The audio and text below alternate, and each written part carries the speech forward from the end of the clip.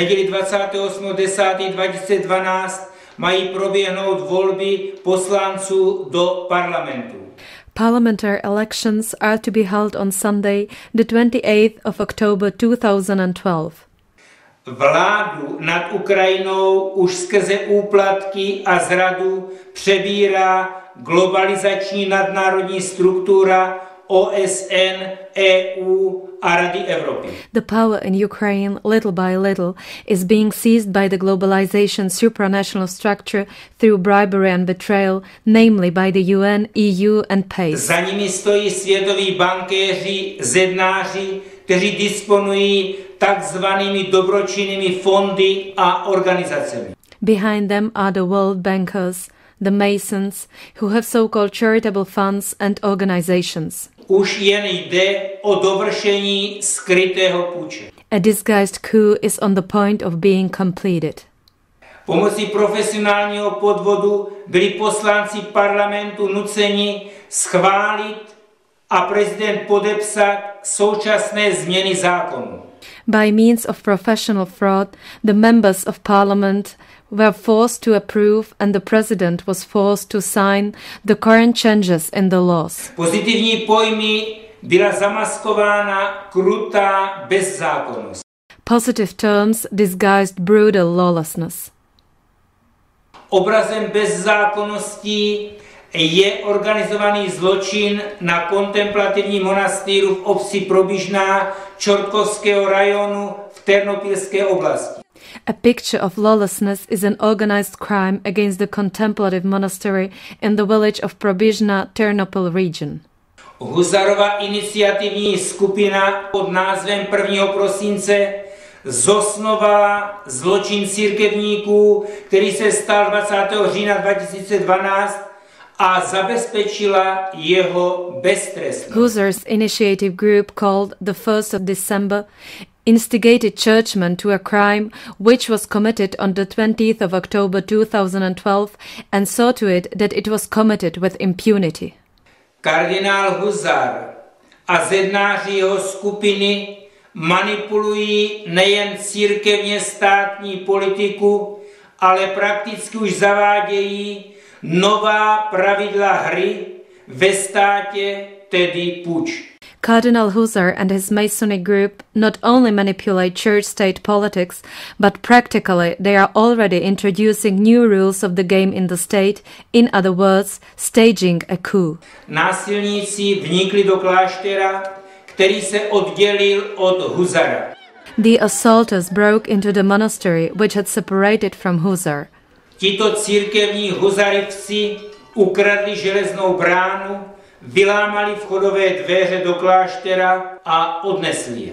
These Huzars' religious adherents stole the iron gate, broke down the front door of the monastery and carried it away. V přítomnosti pasivní policie pronikli do soukromého objektu. In the presence of the passive police, they broke into private property. V následující dny se dopustili dalšího psychologického a fyzického násilí. The following days, they continued with their psychological and physical violence. Policie mlčí k organizovanému zločinu. The police are silent on this organized crime. Huzarivci se snaží podvodem uzákonit jeho dovršení. Huzar's adherents make every effort to bring this crime to an end and to make it legal by deceit. Psychologickým tlakem nutí sestry, aby opustili svůj klášter, který je jejich soukromým vlastnictvím. Using psychological pressure, they force the sisters to leave their monastery, which is their private property.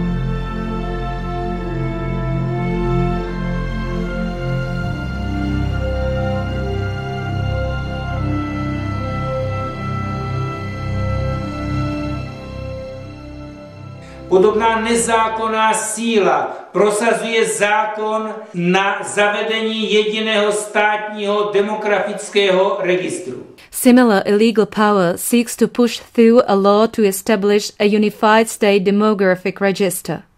Jde o cílevědomý podvod. It is purposeful deception. Tu jde o přechod z demokracie do absolutní totality, která není nikde na světě. It is a transition from democracy to absolute totalitarianism, which has not been seen anywhere in the world. Policie, SBU, Rada národní bezpečnosti podobně mlčí. The police, Security Service of Ukraine and National Security Council are silent too. Co se týče zločinných antizákonů proti dětem, pak je připravoval ministr justice se zvrácenou skupinou LGBT. Regarding criminal anti-laws against children, they were prepared by the Minister of Justice and a perverted LGBT group. Co se týče mechanismu juvenální justice a uzákonění kradení dětí za umělé viny, pak toto má na svědomí především ministr sociálních věcí Tyhitko. As for the mechanism of juvenile justice and legalization of the stealing of children on grounds of fabricated charges, the responsibility therefore falls primarily on the social affairs minister Mr. Tyhitko. Jedinou lidskou nadějí dnes je, aby prezident přijal ducha síly a odvahy. The only human hope now is that the president will be filled with the spirit of courage and strength. On byl oklamán, aby podpisoval skryté zločiny. He was deceived into signing hidden crimes. Zrádní úředníci a šéf jeho kanceláře Lovočkin ho klamali. Treacherous officials and the head of the presidential administration, Mr. Lovochkin, deceived him. Prezident nechce demoralizaci národa. The president does not want demoralization of the nation. On nechce likvidaci rodiny psychicky chorým genderem a homosexuálem. He does not want destruction of the institution of the family through the sick gender ideology and through homosexuals. Prezident nechce, aby milujícím rodičům byly kradeny děti 12 000 piráty sociálních služeb. The president doesn't want children to be stolen from their loving parents through the system of 12,000 pirates of social services. Prezident chce respektovat a chránit konstituci a chartu základních hodnot Ukrajiny před genocidními antihodnotami a zvrácenou amorálností, které prosazuje OSN a EU. The president wants to respect and protect the constitution and the charter of fundamental values of Ukraine against genocidal anti-values and perversion promoted by the United Nations and the European Union. Proto lobbysté Západu plánují odstranit prezidenta a konstituci a dovršit puč a nastolit proces plánované genocidy dětí ukrajinského národa. Therefore, the lobbyists from the West plan to remove the president and the constitution, to complete the coup and to start a process of planned genocide of Ukrainian children. Vážený pane prezidente, nyní je čas, abyste odvolal vedoucího prezidentské kanceláře i zrádné úředníky. Dear Mr. President, now is the time to dismiss the head of presidential office and treacherous officials. Odvolejte pana Lovočkina i pana Klujeva z vedoucích posad Rady národní bezpečnosti a obrany Ukrajiny. Remove Mr. Lovochkin and Mr. Kluyev from the leading positions at the National Security and Defense Council of Ukraine. Odvolejte ministra justice Lavrinoviče. Remove from office the Minister of Justice, Mr. Lavrinovich. Vezměte z rukou zrádců národa všechny sdělovací prostředky. Deprive the traitors of the nation of the power over all the mass media. Na tyto klíčové místa ustanovte věrné osobnosti, kteří jsou ochotní pro Boha i za národ obětovat i své životy. Instead, appoint loyal personalities who are willing to sacrifice their lives for the sake of God and the people. Vážení občané Ukrajiny, Dear citizens of Ukraine, neděli 28.10.2012, den voleb, změňte v celonárodní manifestaci. change Sunday, the 28th of October 2012, Election Day, into a nationwide demonstration. Už více než 10 zákonů schvaluje zločiny proti dětem. More than 10 laws approve crimes against children to date. Po volbách už nastane vtělování nejkrutějších zločinů. After the election, the cruelest crimes will start to be embodied. Probuďte se. Wake up. Zítra už bude pozdě. It will be too late tomorrow. Byzantský vselenský patriarchát vyzývá všechny občany Ukrajiny. The Byzantine Catholic Patriarchate calls on all citizens of Ukraine. Shromážděte se před volebními centry a zde konejte mítingy s transparenty.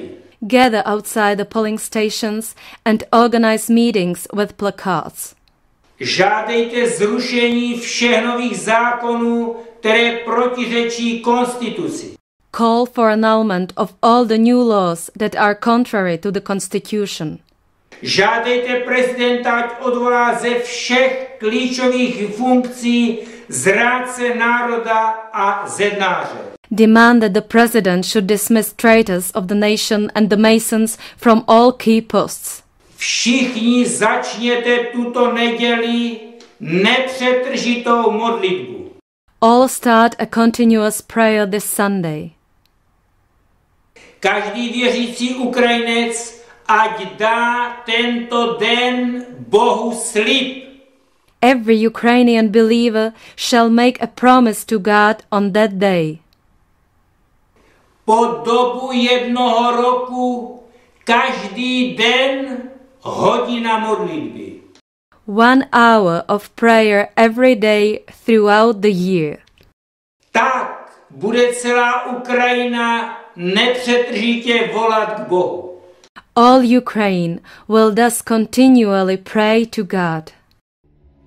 Ukrajinské děti i národ už zrádci prodali, ale Bůh nás zachrání.